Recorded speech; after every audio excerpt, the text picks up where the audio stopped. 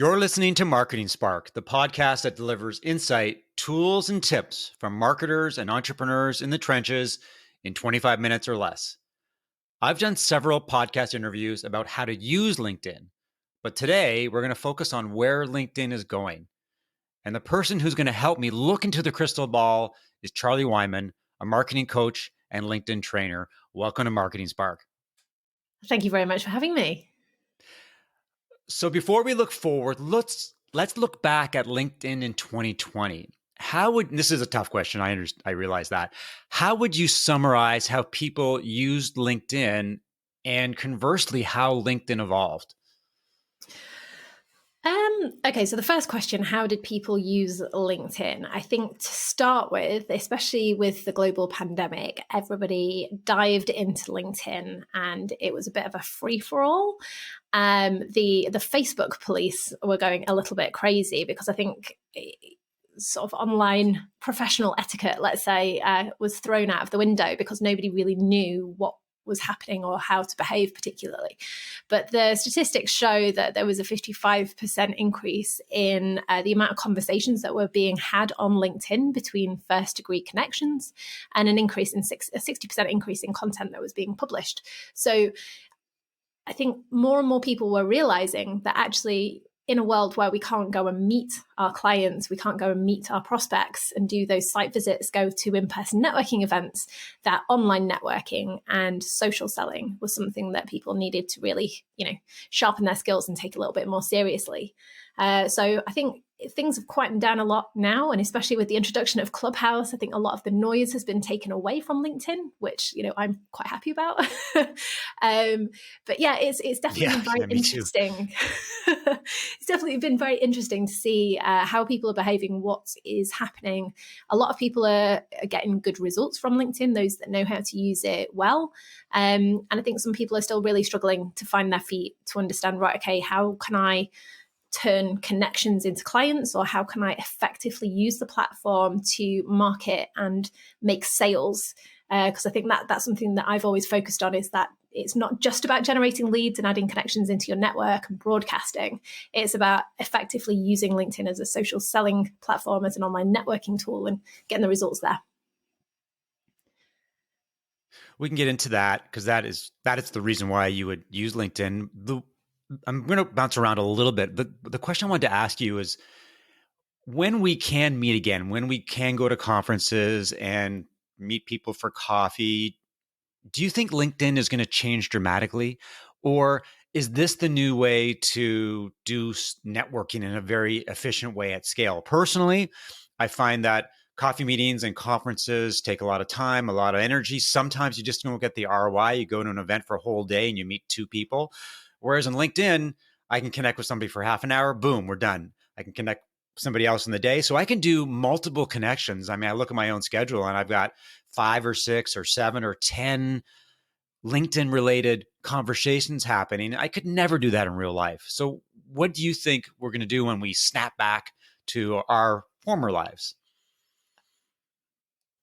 I think, or rather I hope, that people are just going to be a little bit more purpose-driven when it comes to going to in-person events and trade shows. I mean, I wrote an article on LinkedIn back in 2018 about how to use LinkedIn to get more return on investment from events and trade shows, because that's my background. My background is events, trade shows, conferences, marketing using events. And LinkedIn for me was always the biggest difference between getting actual sales from a conference or an event, or just generating a little bit of a buzz.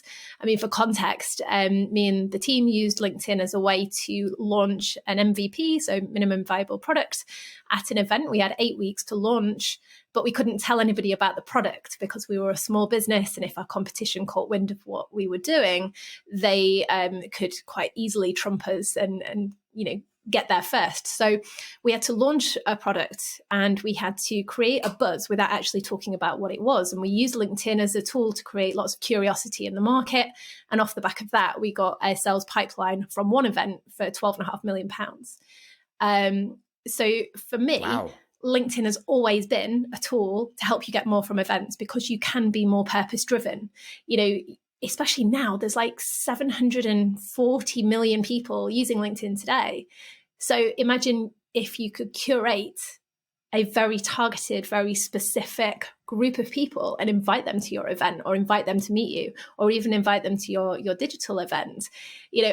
For me, it's going to be nothing new. I just think people are going to start taking online networking and tools like LinkedIn a little bit more seriously, and actually realizing that it's a tool to leverage and not a tool to replace.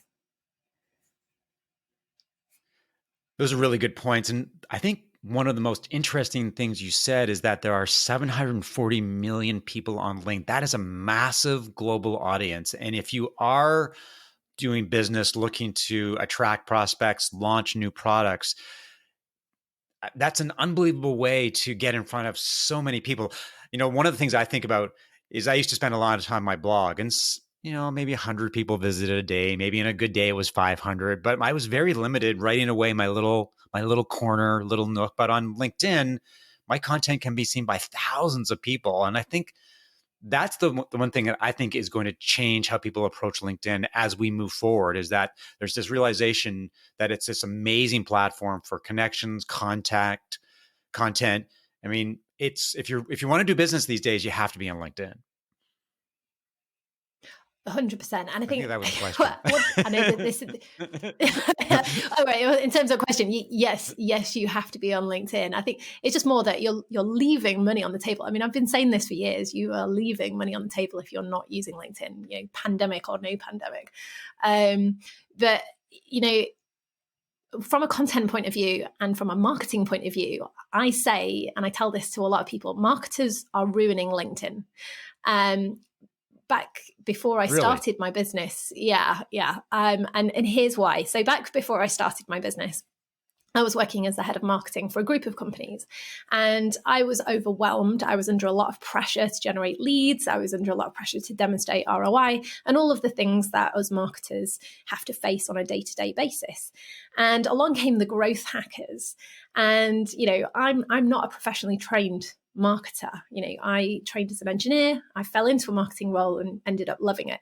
And I was kind of like wooed by the growth hackers that came to me and said, well, you can just automate these things. You can schedule these things. You can do all of this and it'll save you so much time and achieve a much bigger result. And at the time I was thinking, I can see how that would work. That makes a lot of sense to me. Let's give it a go. So I used automation on LinkedIn, which, for the record, do not use automation on LinkedIn. Avoid it like the plague. It will do you more harm than good. So I didn't lose my LinkedIn account. For one, because it's against LinkedIn's terms of use. I didn't damage my reputation because I like to think I'm quite clever with content and messaging. Like starting conversations with people online is one of my things. So I didn't get a damage of a reputation, but I did see quite early on that wasn't the way to go. And also, I think a lot of marketers want automated tools. They want scheduling tools. They want to drive traffic to your website because that's what we can measure. It's really easy to measure these things. But in reality, that's what's ruining LinkedIn, because I get complaints from people every single day. Oh, I'm just swarmed by people trying to sell me stuff. I'm swamped by people that just want to connect for no apparent reason. All I see is group messages by people just sharing blog post links and things like that. And I think we're living in a world now where we don't want to be broadcasted to. We want to find things to engage with. We want to find things that are interesting, and also we don't want generic marketing anymore. We want things that are specifically aimed at us. And we have the tools and the ability to do that. But I think marketers are under so much pressure that, and I felt this before, so I know this from experience, but I also know that when you take a step back, you slow down, do less, but better. That's where the magic happens. That's where you get engagement. That's where you reach the people that, are going to make the biggest difference. So yeah, I do say that marketers ruin LinkedIn, but also the curious marketers, the marketers that are genuinely interested in helping clients and understanding things from their perspective, those are the marketers that are really going to win. Before we move forward, I want to touch a little bit on automation. So I did some coaching for an organization that helped entrepreneurs do better, and their primary channel was LinkedIn. And one of the tools that they were all about was Duck Soup, which is an automation tool. And the idea is that you would send dozens, if not hundreds, of connection requests out in an automated way. And I always thought that that was a really strange way to do business. It's you're blasting out to the world, hoping that somebody will pick up on your your canned message, and you can establish some kind of connection. I can understand the interest in doing things at scale. And to your point, marketers love automation tools. We love things that make our jobs easier and more efficient. But why do you think automation is this evil thing on LinkedIn? I'm not in the automation camp for sure. I do everything organically, but I'm curious about the evils of automation, and do you think that LinkedIn will start to clamp down on these tools?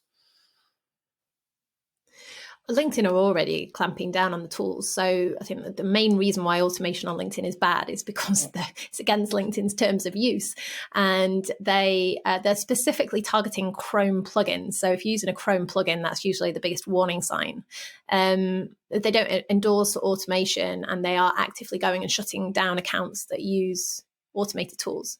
I think that one of the biggest reasons that you should be aware of, just in general, rather than relying on people giving you feedback, is that if you send, say, 100 automated messages to your ideal prospects, then let's say you get 3 people replying to you saying, yes, I'm interested, please send me more information. That's like 97 people that have either ignored you or you've annoyed. And a lot of the people that you've annoyed will do one of two things. They'll ignore you or they'll block you. Now, you've got no visibility on whether you've been blocked or not, or also if people are ignoring you. But that's also you damaging your personal reputation. You know, it's not the brand's reputation, it's the personal reputation, which also does in turn have an impact on the brand. So I think the more you can see LinkedIn as an online networking tool and a platform to build reputation, it's easy to realize that actually automation can really hurt that reputation, because I think, you know, we're living in a world where Google search is so advanced, and we expect that from all different search engines. And the LinkedIn search engine is not as advanced as LinkedIn. So if you're sending mass connection requests, mass messages to people, there will be people that aren't suitable for what it is that you're trying to offer them. And again, I think it's that, you know, we want a more personal approach. If you meet somebody at a trade show or an event, you don't go straight in with a pitch. You say hello, you know, and you're more genuine about your approach. So I think the biggest piece of advice that I give people is behave on LinkedIn as you would do at an event, at a trade show, at a networking meeting. Or if you met somebody in the lineup of a coffee shop and you wanted to ask them what they do, or there was an indication that they could be a prospective client. You know, we all have those interactions, but you wouldn't approach it in the same way. It's like marketers as well. I work with a lot of marketing agencies, and they're like, well, why are we being ignored on LinkedIn? It's like, well, if you received the message that you were sending out to people, what would you do? And their response is almost always, well, I'd ignore it because it's not using natural human language, you know. Yeah. So there's a lot of talk about what LinkedIn could do, the features that it could launch, the new services that could get into. But I want to ask you, given all those asks on LinkedIn, how do you think LinkedIn reacted in 2020 in terms of the way that people were starting to use the platform and the demands they were making to make it more interesting, interactive, useful? From the outside looking in, it doesn't look like LinkedIn did very much at all, although there could be a lot happening behind the scenes. Yeah, well, in my opinion, LinkedIn is way too slow. Too reactive, not proactive enough. So prime example, if we look at like the introduction of LinkedIn Stories, which was quite a new thing last year, that they're talking about what new stickers can we integrate into the platform. It's like, well, first of all, give us a search function so we can search for the sticker that we want rather than have to sort of mindlessly scroll through. Groups. Last year, LinkedIn made a few tweaks to make groups more interactive and managers able to, alert their members as to what's going on. You can recommend one post in a group every 7 days. You can now set notifications so that your members can get a notification with new group activity. you can now send an unlimited amount of messages to people in the same group as you that are not necessarily connected to you. So there's lots of new features that have been released, but because LinkedIn aren't always as transparent in terms of what they are, you have to stumble upon them, or you have to be in a network of other people that are looking out for them. So I think LinkedIn are a little bit too reactive for my liking. They're not that easy in terms of rolling out new features, and they're quite slow. But I always think the pros massively outweigh the cons and the frustrations. And I think, again, if you just keep thinking, right, okay, actually, just in its most basic form, it's such a powerful tool. There's so much you can do with it. Like with the free version, the advanced search filters that you can tap into are incredible. There's loads of people that think, oh, I need LinkedIn Sales Navigator to be able to search for people in a particular industry or with a particular job title and things like that. You don't at all. So I think, I always say avoid that painful trial and error process. If you can't get business from LinkedIn, work with, it's not just me. There are thousands of other LinkedIn trainers out there. Work with somebody, fast track your success. But also that there is way more to using LinkedIn than just knowing how to use LinkedIn. You need to know how to market your business on LinkedIn and generate engagement and use it as a social selling tool. It's funny that you mentioned LinkedIn stories, because I love LinkedIn. I love commenting and creating content. And I tried LinkedIn stories and it didn't work for me. I just didn't see the value. I tried to make a few videos. They got very minor pickup. And so it struck me that LinkedIn was trying to jump on something that Instagram had done and Snapchat, and it didn't work for them. It may have not been native. It may have not been introduced properly, but that was something I think that was a fail. Let's look forward in terms of what LinkedIn could do in 2021. And I created a list. I have a long wish list of the things that I would like LinkedIn to do. And one of them, let's go through the list here. One of them is analytics for personal accounts. Even while analytics for corporate accounts are not that good and not that user friendly. What are your thoughts about analytics? Because there's a company called Shield, which seems to have dominated the LinkedIn analytics market. LinkedIn has basically allowed them to have establish this really solid foothold. Do you think that LinkedIn will introduce analytics in 2021? I wish they would. I don't think that they will. I think they need to differentiate between their paid versions for LinkedIn a little bit more. Like LinkedIn Premium and LinkedIn Sales Navigator, the lines are very blurred at the moment. There used to be a clear distinction as to what you would get for each, whereas now it's not as clear. Stories, I actually think that there's a big opportunity with stories. I think the fact that most people still use LinkedIn with their desktop. I know that my market, I target a very technical company, like tech companies, engineering companies, manufacturing companies. They use LinkedIn on desktop mainly, not mobile, and you can only access stories on mobile. And also there's still too many features that are missing to make it interactive and user friendly, which is stopping people investing time on them. So, and also the fact that we're living in a global pandemic and we can't go to events and trade shows. Whereas I think that when we can do those events and those meetups, that's where LinkedIn Live and LinkedIn Stories are really going to come alive. Whereas I think because we haven't had access to those, we've not really been able to leverage them to their maximum capacity. I think that last year we saw some updates to groups, and from what I've been told and from what I've heard directly from LinkedIn, they're still working on making groups a much better resource for people and companies. So I think in 2021, we're going to see more features specifically in groups. I think we're going to see more updates to LinkedIn company pages.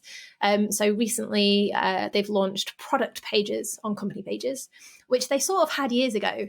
And then they got rid of. And now they brought them back again in a slightly different way. Yeah. So yeah. So we've got product pages. And I think, we've got retargeting now. That was another update from last year. So if you're advertising on LinkedIn, you've got way more control and flexibility to be targeted and to be more specific, which I think is really exciting. And I was talking, so Clubhouse is an interesting one because I remember seeing that on your list.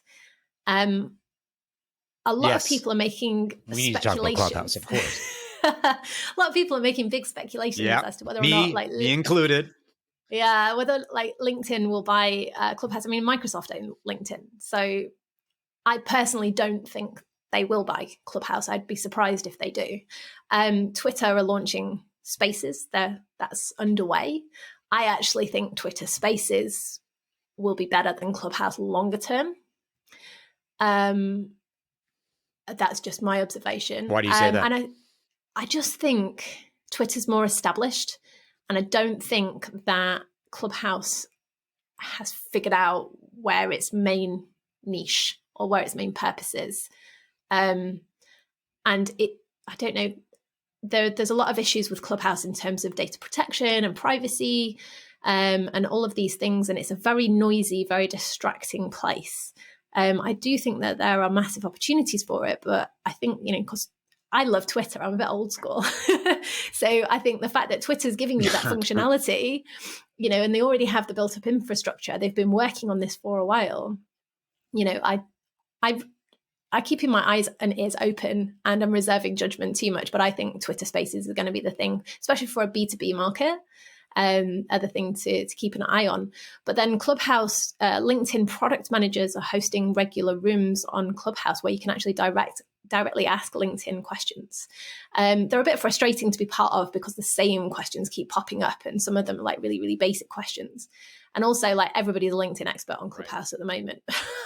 If you spend every day on Clubhouse, that seems to be the way. You can be an expert in whatever you want. If you spend every day or every waking minute on Clubhouse and call yourself an expert and just keep volunteering information that you've heard from somebody else, then obviously, people are going to think that you are that expert because there's no credibility behind it. That's what I love about LinkedIn. You can really find out, if somebody tells you something and you're like, that sounds really interesting, I wonder what this person's background is, you can go to LinkedIn and find out what their background is. Whereas you can't get that on Clubhouse, and it only links to Twitter and Instagram. So I think for B2B, Clubhouse is great because you can host like Ask Me Anything. So like brands can have like Ask Me Anythings with their product managers, with their CEOs, and invite their customers. But it's still very limited because it's only on iPhone. So I think it's one of those watch this space. But I would be surprised if Clubhouse is bought by Facebook or LinkedIn. I think they will have plans of their own, personally. Right. A couple other things that I wanted to talk to you about in terms of how LinkedIn could improve. One of them is messages, which I find to be so arcane in the way that it's structured and the way that you can search. And the other one would be connection requests. The fact that I get a connection request, and I don't really get a lot of insight into whether the connection request makes sense. I'm in the camp where I'm very selective in terms of who I connect with. I've did a poll recently, and there are a lot of people who accept every single connection request. So maybe talk a little bit about how LinkedIn could improve messages and how you see connection requests being taken to the next level. Okay, so last year they did actually release a couple of updates to make management of your inbox a little bit easier. So you can now multi-select messages and archive them and delete them.